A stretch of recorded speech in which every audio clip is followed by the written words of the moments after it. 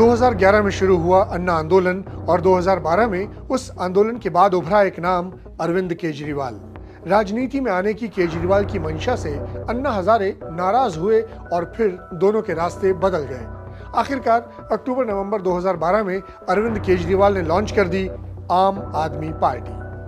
भ्रष्टाचार के खिलाफ जो आंदोलन की अलख जगी थी वो उस वक्त कांग्रेस के खिलाफ थी और उसके बाद देश में 2014 का ऐतिहासिक साल भी आया जब नरेंद्र मोदी ब्रांड बने और उनका मैजिक चला।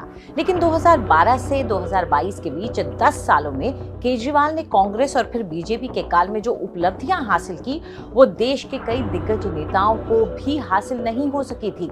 लोग अब इसे केजरीवाल की आम आदमी पार्टी के सिंबल झाड़ू का जादू भी कहते हैं कि वो अपने प्रतिद्वंदियों को धीरे धीरे साफ करते जा रहे हैं। हालांकि कई जानकार मानते हैं कि इसके पीछे केजरीवाल की लगातार बढ़ती राजनीतिक समझ और दांवपेच भी हैं, जिसे वे आजमाते जा रहे हैं और उन्हें इसका रिजल्ट मिलता जा रहा है।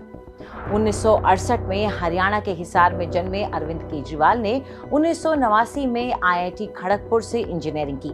1992 में उन्होंने भारतीय राजस्व सेवा IRS ज्वाइन की और दिल्ली में आयकर आयुक्त कार्यालय में नियुक्ति भी हुई। सरकार में बढ़ते भ्रष्टाचार और पारदर्शिता की कमी को देखते हुए उन्होंने भ्रष्टाचार विरोधी मुहिम शुरू की। सूचना अधिकार अधिनियम यानी RTI के लिए कई अभियान चलाए और इसे 2001 में दिल्ली में पारित करवाया और आखिरकार भारतीय संसद ने भी 2005 में RTI को पारित कर दिया। परिवर्तन की मुहिम चलाने के लिए पहले उन्होंने साल 2000 में नौकरी से ब्रेक लिया था और बाद में 2006 में टैक्स डिपार्टमेंट की नौकरी छोड़ दी और RTI को जन जन तक लोकप्रिय बनाने का काम किया। 2006 में ही रेमो मैग्सेसे पुरस्कार उन्हें हासिल हुआ। ये तो कहना ही होगा कि अरविंद केजरीवाल ने मेहनत भी बहुत की और उन्हें उसका फल भी मिलता चला गया। उनके आंदोलन गुरु अन्ना हजारे से मतभेद जरूर हुए, लेकिन जब 2012 में आम आदमी पार्टी शुरू की तो केजरीवाल ने उसको भी क्षेत्रीय से राष्ट्रीय पार्टी बनाने के अपने लक्ष्य को 10 साल में हासिल कर ही लिया। गुजरात के लोगों ने आम आदमी पार्टी को राष्ट्रीय पार्टी बना दिया है। जितने वोट गुजरात में आम आदमी पार्टी को मिले हैं उनके हिसाब से कानूनन अब आम आदमी पार्टी राष्ट्रीय पार्टी बन गई है। अब अगर अरविंद केजरीवाल अपनी आम आदमी पार्टी के नेताओं कार्यकर्ताओं से पूछें कि हाउस द जोश, तो सभी का एक ही सुर में जवाब आएगा कि हाय सर। इस बात का अंदाजा इस बात से लगाया जा सकता है कि हिमाचल प्रदेश और गुजरात के नतीजे आने से पहले ही आम आदमी पार्टी के दफ्तर पर एक खास पोस्टर लग गया था, आम आदमी पार्टी के राष्ट्रीय पार्टी बनने के लिए सभी देशवासियों को बधाई का। आपने आपके संयोजक अरविंद केजरीवाल के मुंह से भी सुन लिया और पार्टी दफ्तर पर बड़ा पोस्टर भी देख लिया। यानी कुल मिलाकर राष्ट्रीय दलों के ग्रुप में आम आदमी पार्टी को अब निर्वाचन आयोग से हरी झंडी का इंतजार है। देश में अभी मुख्य राष्ट्रीय दल ये हैं: Congress, BJP, BSP, CPI, CPM, राष्ट्रवादी कांग्रेस यानी NCP और तृणमूल कांग्रेस यानी TMC। नेशनल पीपुल्स पार्टी यानी NPP ने भी इस ग्रुप में एंट्री ले रखी है, लेकिन ये पार्टी मुख्यतः मेघालय तक ही सीमित है। यहाँ आपको एक और अपडेट देते चलें कि TMC, NCP, CPI और BSP ऐसी पार्टियां हैं जो अब राष्ट्रीय पार्टी कहलाने के मापदंड को पूरा नहीं करती। इनकी मान्यता पर तलवार लटक रही है। चुनाव आयोग ने तो इनको नोटिस देकर ये भी पूछा था कि क्यों न राष्ट्रीय दलों के रूप में मान्यता खत्म कर दी जाए। जवाब में इन पार्टियों ने 2024 के लोकसभा चुनावों तक अपनी पार्टियों की यथास्थिति बनाए रखने की गुजारिश की है।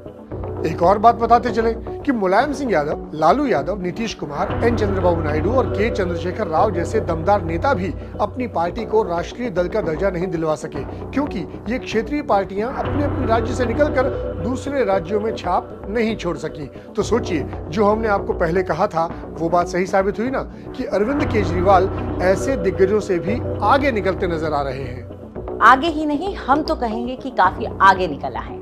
जो इस वक्त देश के राजनीतिक हालात हैं उसके हिसाब से बीजेपी और कांग्रेस के बाद तीसरे नंबर पर केजरीवाल की आम आदमी पार्टी है। दिल्ली में 70 में से 67 सीटें और फिर 62 सीटें जीतने वाली आम आदमी पार्टी ने 2022 के MCD इलेक्शंस में बीजेपी का 15 साल का वर्चस्व खत्म कर दिया। इससे पहले कांग्रेस से पंजाब को छीना और अब बीजेपी के गढ़ गुजरात में कुछ दिन गुजारकर अरविंद केजरीवाल ने अपनी पार्टी को करीब 13% वोट शेयर दिलवाया है और राष्ट्रीय पार्टी बनने की गौरव गाथा लिखने वाले हैं। जिस वक्त करीब करीब हर जगह बीजेपी का डंका बज रहा हो, कांग्रेस साफ होती नजर आ रही हो, अब हिमाचल प्रदेश को अपवाद मान लेते हैं। ऐसे में अरविंद केजरीवाल ने वाकई 10 साल में मिसाल तो कायम की ही है और वो बेमिसाल बनकर उभरे हैं।